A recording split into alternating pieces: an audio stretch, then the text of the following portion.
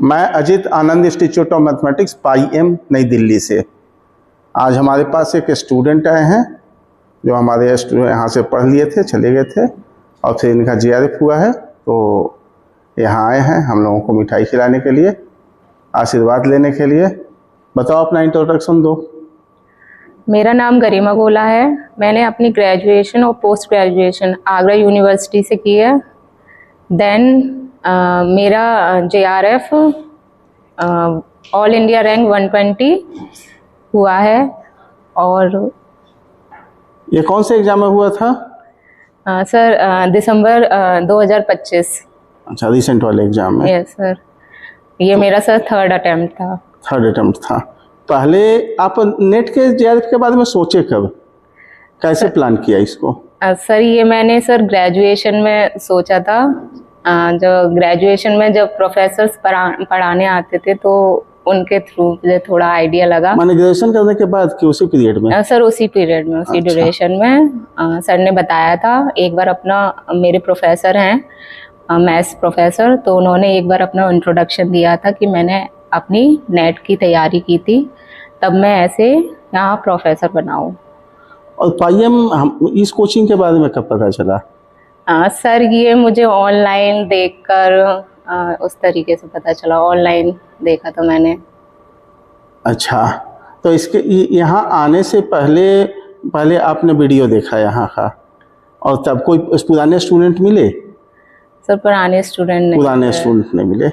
अच्छा, तो अपने बारे में और कुछ बताओ, इसके बारे में कैसा रहा, जर्नी रहा, जीएस राय कैसा रहा, पढ़ाई का माहौल कैसा है यहाँ पर ऑफलाइन में?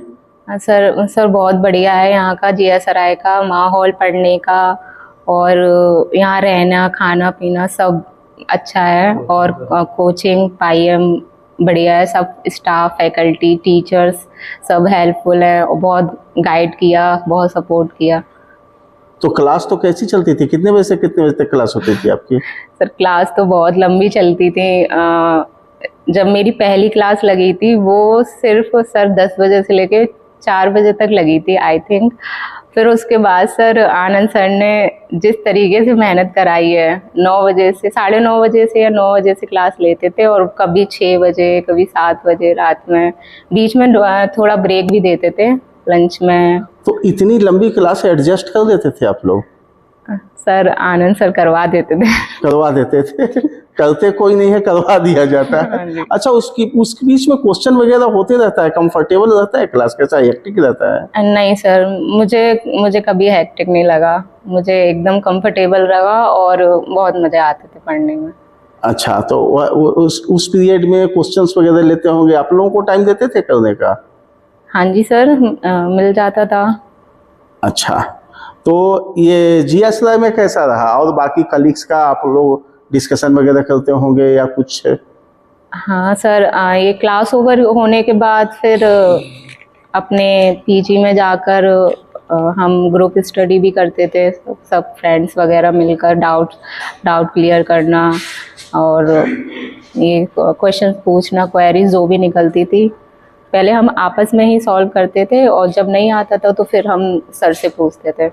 अच्छा, 6 महीने आप लोगों ने रेगुलर क्लास लिया, सिलेक्शन नहीं हुआ, तब आपने क्या किया? सर 6 महीने क्लासेस ली थी, नहीं हुआ था। फिर उसके बाद फिर से वही चीज़ें दोबारा से पढ़ी और थोड़ा डीप स्टडी करी, थ्योरम्स पे, डेफिनेशंस पे, क्वेश्चंस पे और ज़्यादा कमांड किया। फिर वो चीज़ें और इम्प्रूव हुई। फिर उसके बाद फिर से सेकंड अटेम्प्ट दिया था, तब भी नहीं हुआ था, ना जेआरएफ हुआ था ना नेट हुआ था। पहले भी आप कहीं कोचिंग लिए थे? हाँ सर, ऑनलाइन की थी मैं, एमएससी के करते हुए मैंने ऑनलाइन क्लासेस ली थी ऑनलाइन प्लेटफॉर्म पर, तो पर मुझे वहाँ से कोई ज़्यादा फ़ायदा नहीं हुआ। अच्छा, 1 साल की थी मैंने वहाँ पर ऑनलाइन। तो मतलब ऑफलाइन और ऑनलाइन में क्या डिफरेंस आपने महसूस किया? सर ऑनलाइन, सर मेरे पॉइंट ऑफ व्यू से ऑनलाइन सर बेकार है, क्योंकि वहाँ पर बहुत डिस्ट्रैक्शन होता है, मतलब एकदम अटेंशन नहीं दे पाते ऑनलाइन क्लास में। ऑफलाइन क्लास में एकदम फोकस से पढ़ाई होती है।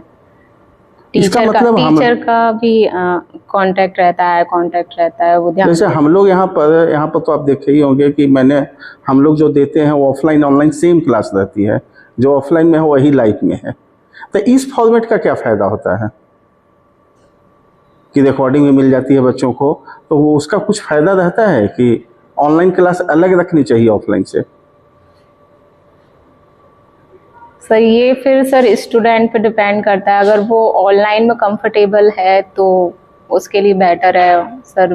मेरे लिए तो सर ऑफलाइन ज़्यादा बेटर थी, इसलिए मैं ऑफलाइन के लिए यहाँ आई थी दिल्ली।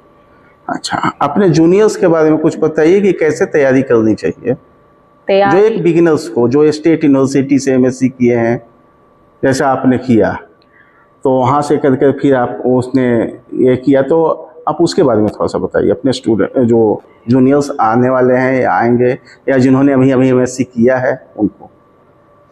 सर उनके लिए सर यही है कि जो यहाँ पे पढ़ाया जा रहा है उस पर बहुत अच्छे से ध्यान देना है, बाकी का इधर उधर पढ़ने की वैसे कोई ज़रूरत नहीं है। जो सर यहाँ से जो भी मटेरियल प्रोवाइड करते हैं और जो भी पढ़ाते हैं, क्वेश्चंस होते हैं, उन पे ध्यान दें, और फिर उसके बाद अपना खुद से भी सेल्फ स्टडी करनी पड़ती है 2 से 3 घंटे। उससे अपना क्वेश्चंस हैं और जो भी टॉपिक हैं, कॉन्सेप्ट हैं, उन पे ध्यान देना पड़ता है, और कंसिस्टेंसी और सर डिसिप्लिन इन सब से हो जाता है। चलिए बहुत बढ़िया। ये आपके पापा है ना? हाँ जी सर। वो तो इनको कैसा लग रहा है सर? बहुत अच्छा लग रहा है। ये बच्चे जेआरएफ कर लिए, आप अपने बारे में कुछ बताइए। मैं मुकेश गोला, आगरा से। मैं सिलाई का काम करता हूँ। मेरी बच्ची ने जो इसमें पास हुई है, मुझे बहुत गर्व है। तो आप सर वहाँ पर ये आपको जेआरएफ नेट के बारे में पहले से पता था? नहीं सर, नहीं पता था। तो थोड़ा सा ये बतलाइए कि ये कैसे मेहनत करती थी, घर पर कैसे करती थी, क्या करते थे? घर पे मेहनत करती थी पढ़ाई में, और घर के काम में भी कुछ ध्यान देती थी, पढ़ाई में भी कुछ अच्छा नाम था इसका। इसी वजह से हमने इसे यहाँ पे कोचिंग के लिए भेजा। इसकी इच्छा थी पढ़ने की। तो जब यहाँ चली आई थी तो आपको टेंशन होता होगा ना, बेटी है घर से बाहर गई है। तो यार ना फोन पे बात होती थी हमारी। फोन पर बात होती थी, अपने प्रॉब्लम की डिस्कस करती थी कुछ? नहीं, परेशानी इसने 2-3 दिन बताई हफ्ते बाद। हाँ जब आई थी यहाँ पर, हाँ, फिर उसके बाद में सब कुछ सही रहा। सब कुछ सही रहा। यहाँ के टीचरों के बारे में बताती थी? हाँ, कि मेरे को समझ में नहीं आता है। हाँ कि फिर उसके बाद में से अच्छा लगने लग गया, 2-4 फ्रेंड बन गई, हाँ। तो और अच्छा लगने लग गया। अच्छा, तो यहाँ पर टीचर भी बढ़िया पढ़ाने लग गए, हाँ। बहुत बढ़िया लगा। हाँ आज आप सबके आशीर्वाद से काफ़ी हो गई।